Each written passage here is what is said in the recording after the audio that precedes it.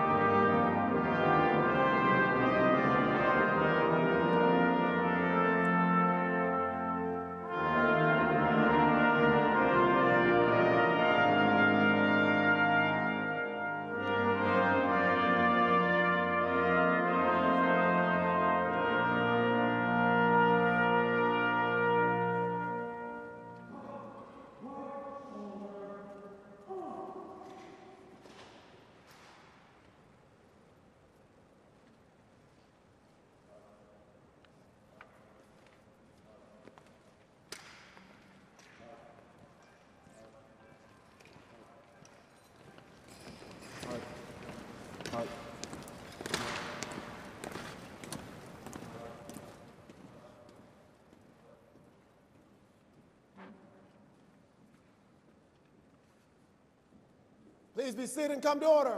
This honorable court is now in session.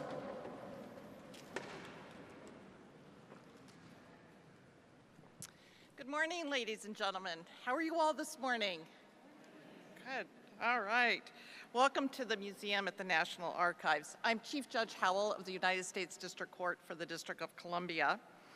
Today is a memorable and important milestone for each of the people who are going to be our new citizens today, and it is my privilege and pleasure to preside over this ceremony this morning. The ceremony began this morning with the Joint Armed Forces Color Guard presenting our nation's flag and the flag of different branches of the U.S. military.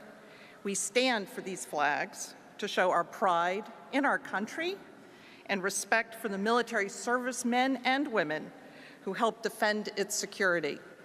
The flag is an important symbol, and we are fortunate to stand in this rotunda next to the foundational documents that give meaning to this flag and what our country stands for. The court now recognizes Simone Bledsoe, the Public Operations Administrator for the United States District Court for the District of Columbia, who will introduce those persons seeking to become new citizens. Ms. Bledsoe.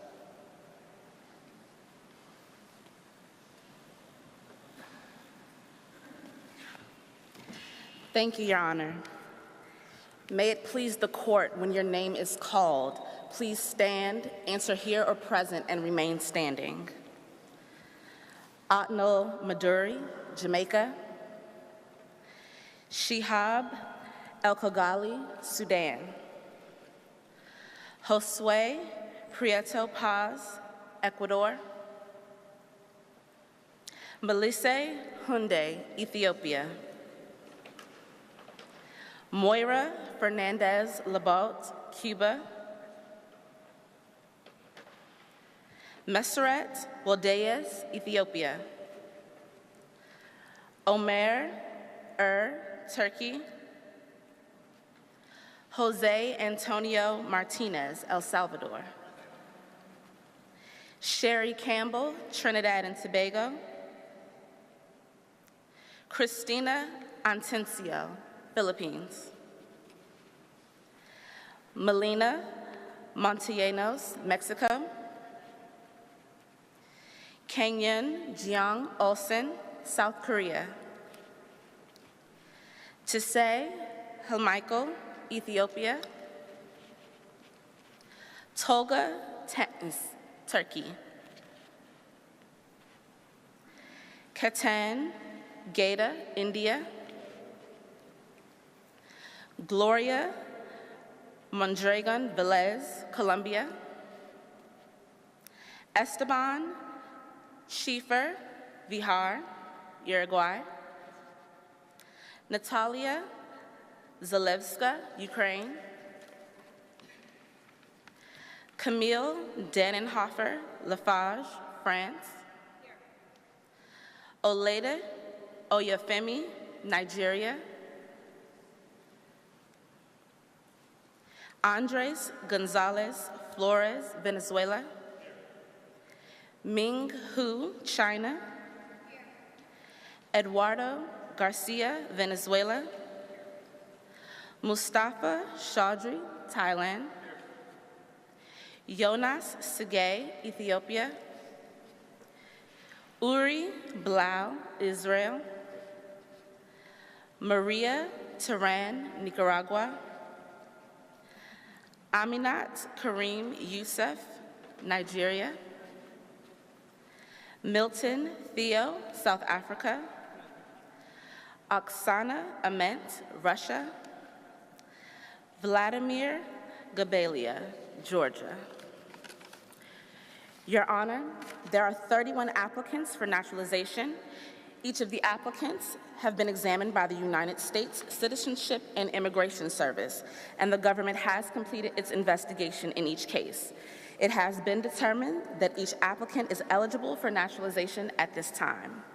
I move that upon taking the oath of allegiance to the United States of America, each applicant present having answered to his or her name, to include those prayers for name change, be granted naturalization of the United States of America.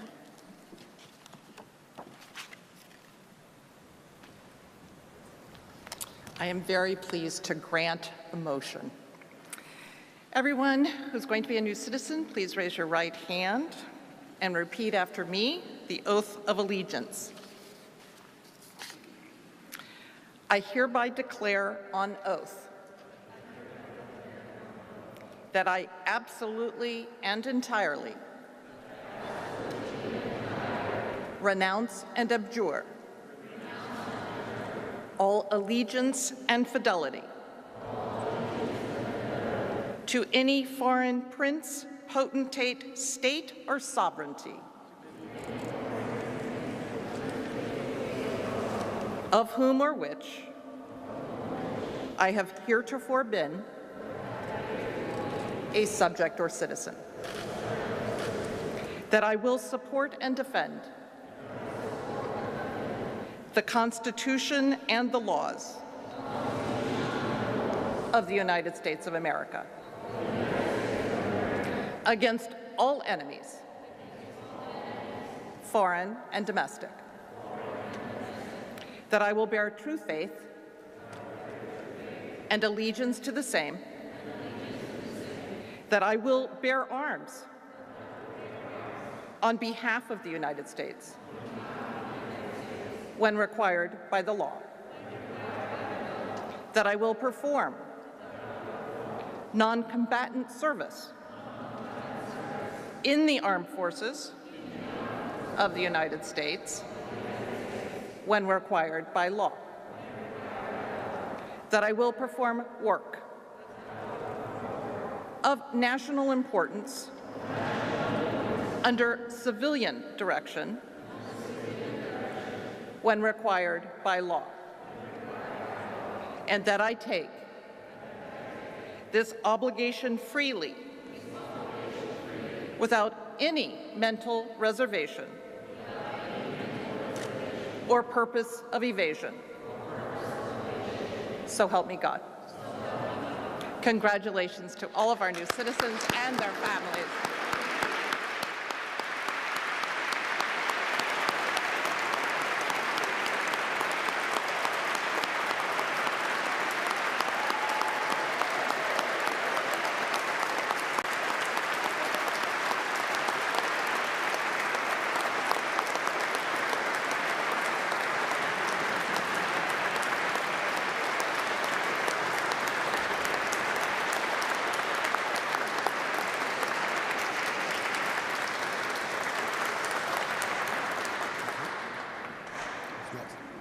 Voicing God to do it.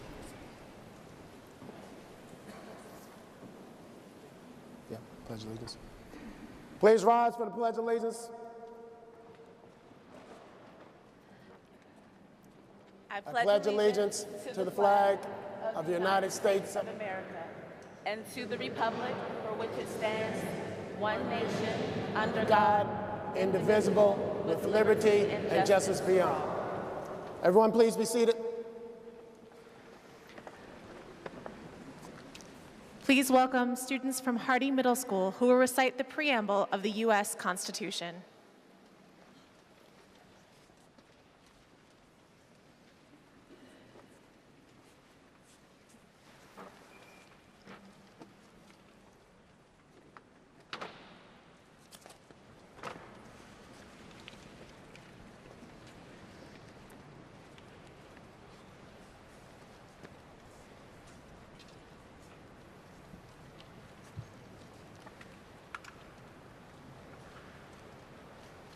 We the people of the United States, and in order to form the more perfect union, establish justice, ensure domestic tranquility, provide for the common defense, promote the general welfare, and secure blessings of liberty to ourselves and prosperity, to ordain and establish the Constitution for the United States of America.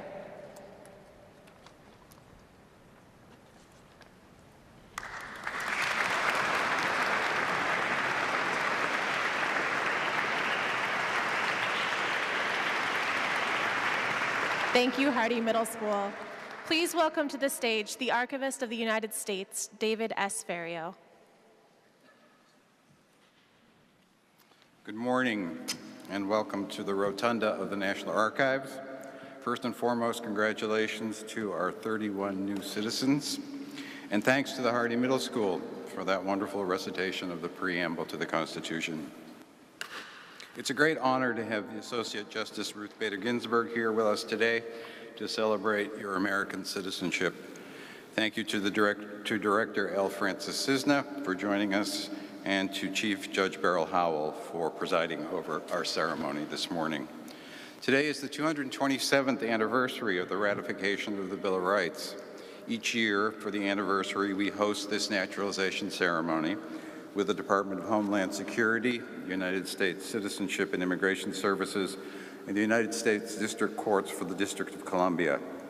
There's no better place to become an American citizen than in front of these hallowed documents. Behind me is the Constitution, which remains the basis on which our federal government is structured. The preamble, which the students just recited, contains three important words: we the people. That brief phrase captures the essence of our democracy. The Constitution gives the power to the people. Over to my right is the Declaration of Independence, the parchment that our founding fathers signed in 1776 in Philadelphia. They risked their lives, their families' lives, and all they owned in signing it. We have them to thank for our freedoms today. And to my left is the Bill of Rights, the first 10 amendments to the Constitution. These amendments were added to the Constitution exactly 227 years ago today. These amendments are the basic personal rights and freedoms guaranteed to every American, which you will exercise every day. These documents, these charters of freedom, make up our foundation as U.S. citizens. I'm the grandson of Italian immigrants and great-grandson of Irish immigrants. Using passenger lists here at the National Archives, I discovered that my grandfather, Paolo, at age 15, arrived in Boston from Naples aboard the ship Commonwealth on March 22, 1903. My grandmother, Antonia Giorgio, also from Naples, arrived on March 8, 1909, aboard the Romantic. My great-grandfather, David Buckley, arrived in Boston from County Cork in 1883 aboard the Samaria. He petitioned to become a U.S. citizen in 1892 in Salem, Massachusetts. Many Americans have stories like mine, and now you, our newly naturalized citizens, will have your own journey to share. We have over 15 billion pages of records here at the National Archives. Becoming American citizens makes you part of the National Archives, too. Your naturalization records will be part of our holdings, and someday your descendants will search our records to discover your history. Here at the National Archives, history comes to life through our records. We house the tangible reminders of where we have been, how far we have come, and what is possible for each and every American. Each record, large or small, is a representation of our greater story, and the National Archives tells everyone's story. Now I'd like to introduce L. Francis Cisna. He was sworn in as the Director of USCIS in October 2017. He has served in various capacities within the U.S. Department of Homeland Security. Most recently, he served as the Director, Immigration Policy within DHS Office of Policy. Before joining DHS, Mr. Cisna was a private immigration attorney in Richmond, Virginia. He also worked as a Foreign Service officer with the U.S. Department of State in Port-au-Prince, Haiti, and then at the U.S. Embassy in Stockholm, Sweden. Mr. Cisna received his Juris Doctor from Georgetown University Law Center. He received a master's degree in international affairs from Columbia University and bachelor's in both physics and political science from the Massachusetts Institute of Technology when I was a librarian there. Welcome, Mr. Cisna.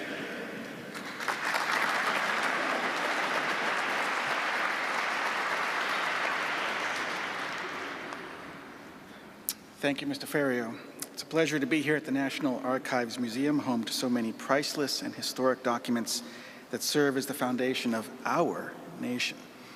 I would like to thank the National Archives and Records Administration and the archivist, Mr. Ferrio, for hosting today's naturalization ceremony and for their continued partnership with my agency, the Immigration Service, over the years. And we are honored to have Justice Ginsburg and Judge Howell with us to mark this special occasion. Today, we welcome 31 new U.S. citizens representing 26 different countries. Congratulations to each of you. On behalf of the men and women of U.S. Citizenship and Immigration Services, it is an honor to address you as my fellow Americans. And I would add that I, too, have immigrant family. My mother immigrated here from Peru. I don't think there are any Peruvians in the bunch, but I know the experience that you're having today very well. I understand it very intimately. Upon taking the oath of allegiance that you just took, you have joined a nation of citizens, both naturalized and native-born, who are united by a belief in the rights that are described and guaranteed by the Declaration of Independence, the Constitution, and the Bill of Rights, collectively known as the Charters of Freedom, all around us. Today, we commemorate the 227th anniversary of the first 10 amendments to the Constitution, known as the Bill of Rights. The Bill of Rights, on display here in this rotunda, enshrines many of our nation's most valued freedoms. The National Archives provides access to these documents, such as the Bill of Rights, so that the visitors here can experience firsthand the connection between the ideals that are captured on historic parchment and the freedoms and the rights that they guarantee to living Americans. Through this connection, we are reminded of the importance of participating in our government by fully exercising the rights and responsibilities of citizenship. You now have a vested interest to ensure the well-being and success of your country, the United States of America. As you build your lives, I ask that you use your talents to give back to your community and your new country through civic participation, service, and active and committed citizenship. You can make positive contributions by volunteering at a local organization, serving in our armed forces, owning a business, running for public office, casting your vote on Election Day, and doing your part to keep our country secure. I am confident that your spirit and dedication will serve as an example for future generations of immigrants. As the agency responsible for administering the nation's lawful immigration system, and the agency responsible for all that you went through to get to this point, and I know what you went through, USCIS is honored to have been a part of your journey to U.S. citizenship. You may not have wanted us to be part of your journey, but we were. From the day that you first arrived in the United States to today, when you took the oath of allegiance. Before I finish, I would point out, you know, in 4 years, you all are going to have a very difficult decision to make, one that will be a true test of your citizenship, and that is, who are you going to root for in the World Cup in 2022? I'll leave that for you to decide individually, but I think at least you root for America first, and then let's see what happens. Thank you.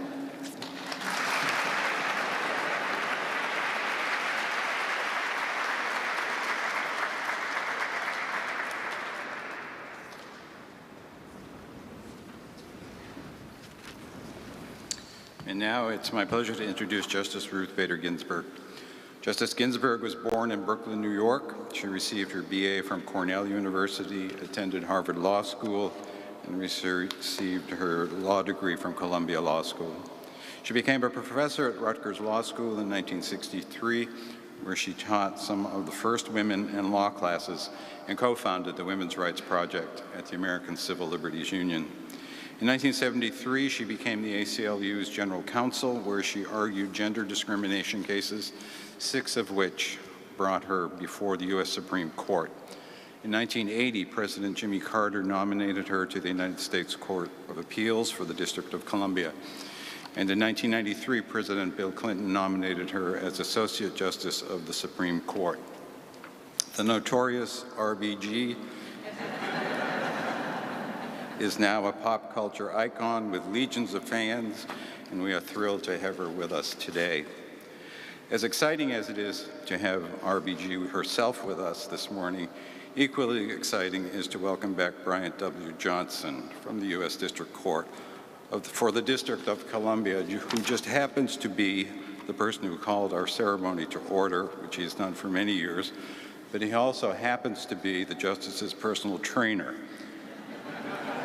and has written a terrific book, The RGB Workout, How She Stays Strong, and You Can Too. Please welcome Justice Ginsburg.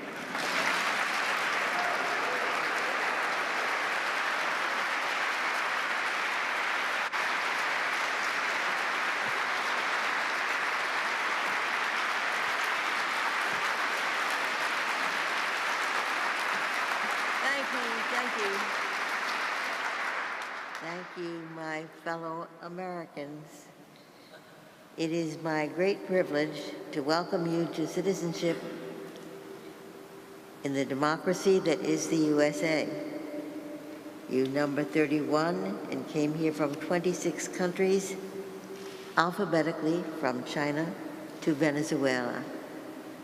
Today, you join more than 20 million current citizens born in other lands who chose, as you have, to make the United States of America their home. We are a nation made strong by people like you, people who traveled long distances, overcame great obstacles, and made tremendous sacrifices, all to provide a better life for themselves and their families.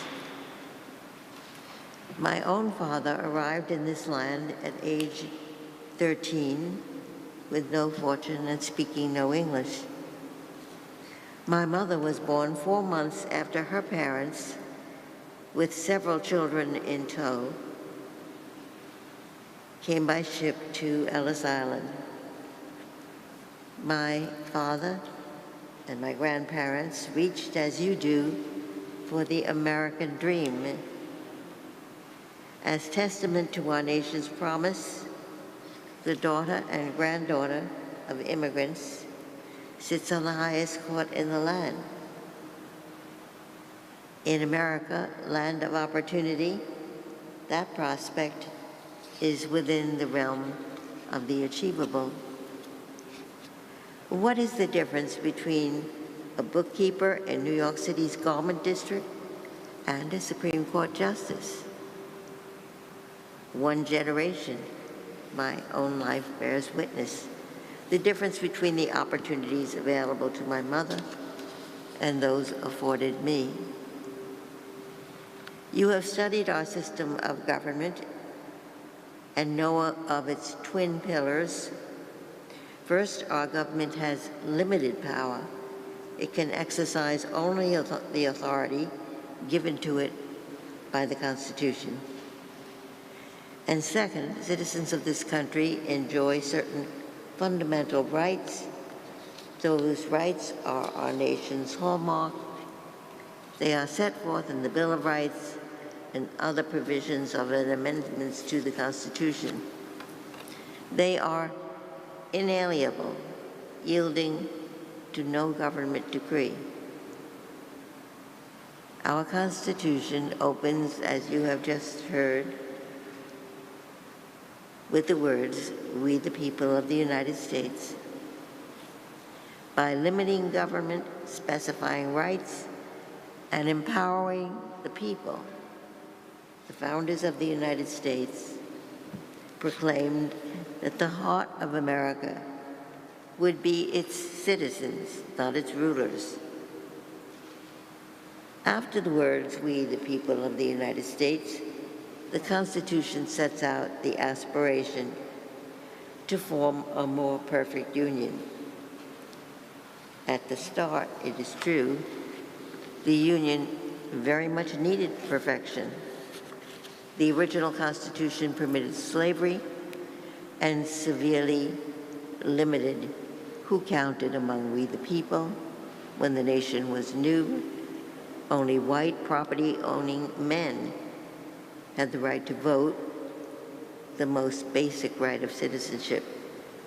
But over the course of our history, people left out at the beginning, people held in human bondage, Native Americans, and half the population, women, came to be embraced as full citizens. A French observer of early America, Alexis de Tocqueville, wrote that the greatness of America lies not in being more enlightened than other nations, but rather in her ability to repair her faults. Through amendments to our Constitution and court decisions applying those amendments, we abolished slavery, prohibited racial discrimination, and made men and women people of equal citizenship stature. In the vanguard of those perfections were people just like you, new Americans of every race and creed, making ever more vibrant our national motto, E pluribus unum, out of many, one. Though we have made huge progress, the work of perfection is scarcely done. Many stains remain. In this rich land, nearly a quarter of our children live in poverty. Nearly half of our citizens do not vote. And we still struggle to achieve greater understanding and appreciation of each other across racial, religious, and socioeconomic lines. Yet we strive to realize the ideal to become a more perfect union. As well-informed new citizens, you will play your part, a vital part in that endeavor, by first and foremost voting in elections,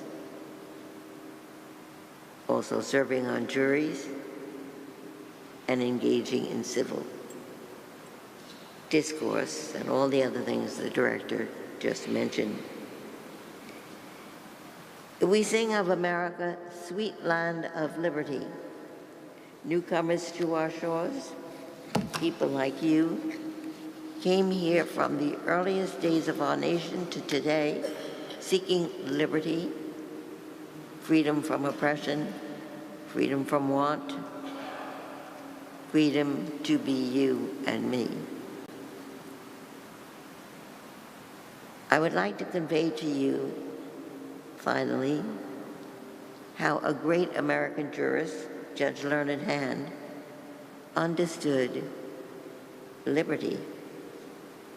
He explained in 1944 what liberty meant to him when he greeted a large assemblage of new Americans gathered in New York City's Central Park to swear allegiance, as you just did, to the United States. These are Judge Hand's words. Just what is this sacred liberty that must lie in the hearts of men and women? It is not the rootless, unbridled will. It is not freedom to do as one likes. I cannot define the spirit of liberty. I can only tell you my own faith. The spirit of liberty is the spirit which is not too sure that it is right. The spirit of liberty is the spirit which seeks to understand the minds of other men and women. The spirit of liberty is the spirit which weighs their interests alongside its own without bias. May the spirit of liberty, as Judge Hand explained it, be your beacon. May you have the conscience and the courage to act in accord with that high ideal as you play your part in helping to achieve a more perfect union. Every best wish.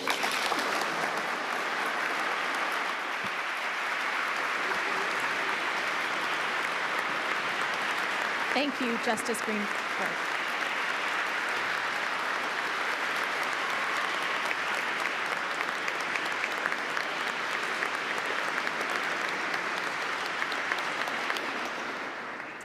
Thank you so much, Justice Ginsburg.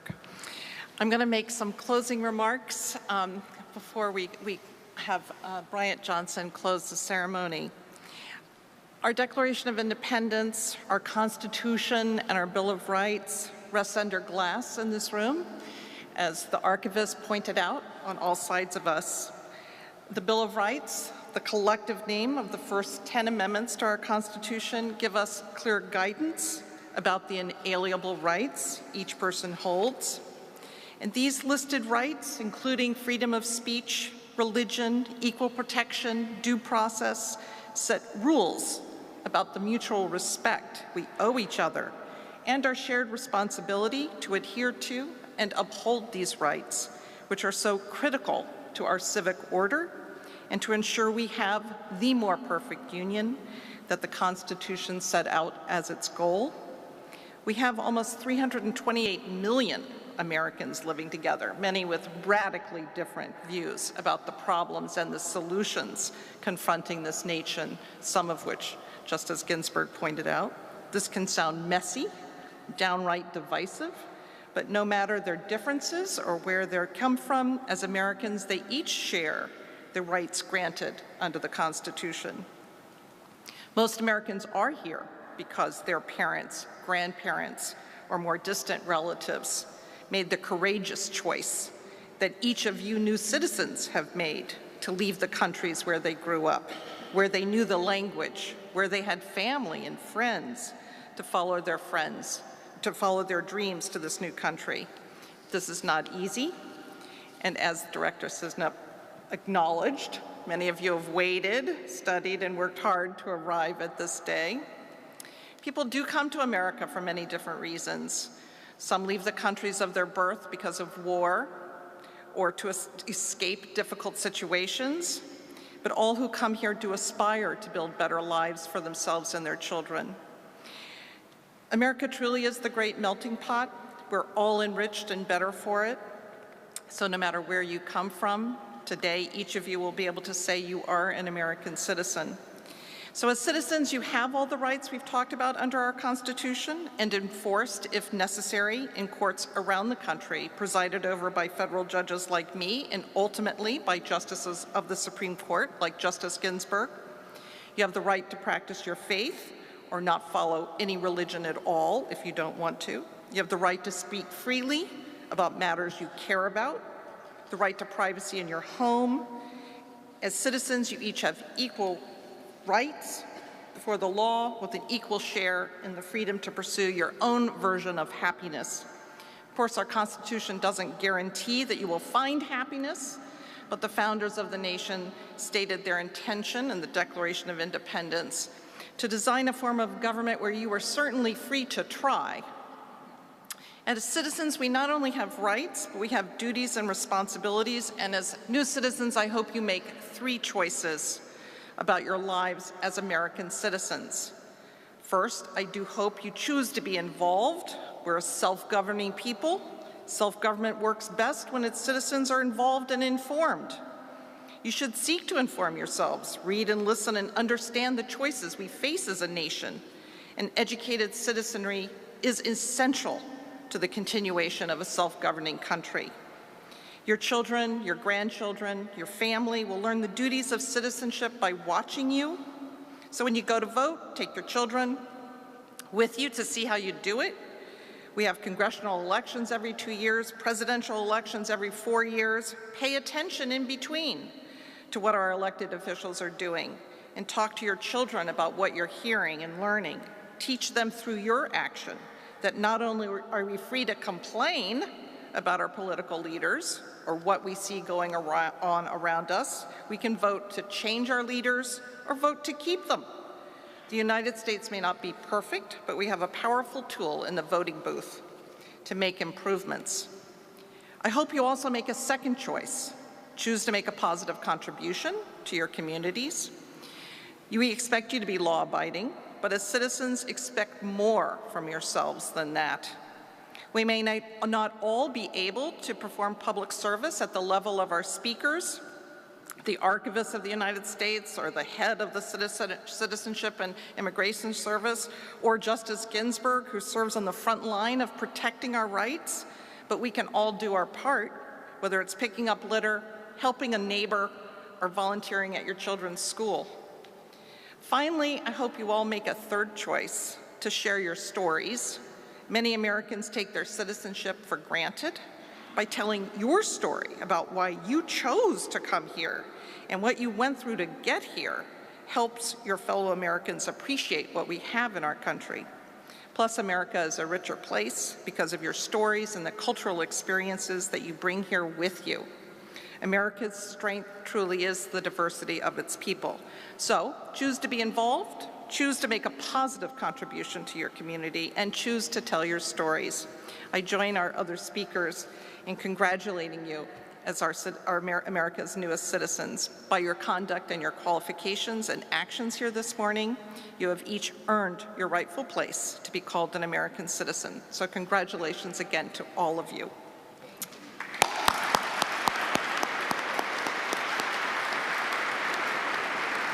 All rise.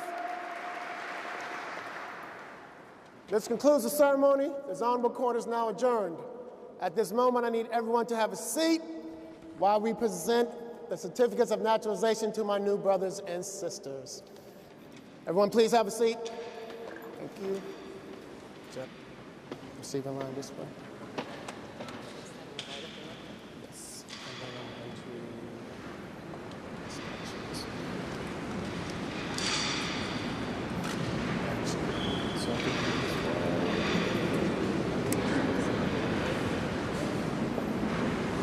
Number one. Everyone rise, and we're going to come around, so forth and so on, and we go back to the seat.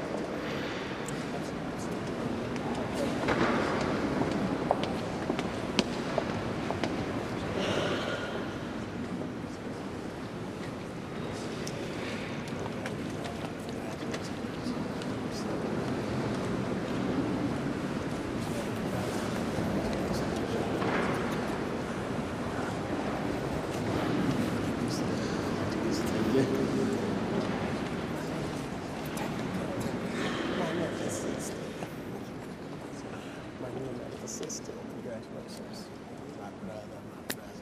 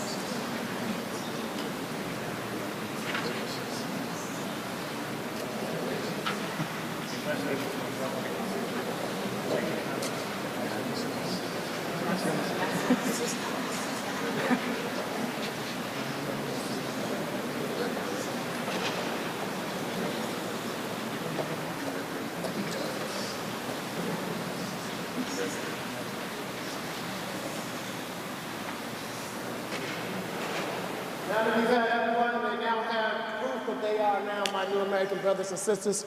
We have to have a photo op, so we need everyone else to rise, and we need you to go to the reception area. I know, I apologize, but everyone has to leave except for my new American brothers and sisters. You stay, and we'll do the photo op. Everyone else has to leave. Ladies and gentlemen, this concludes today's naturalization ceremony. Please follow our volunteers to the reception room. Again, if you'd like to see photos from today's event, they are available on www.flickr.com/archivesnews/.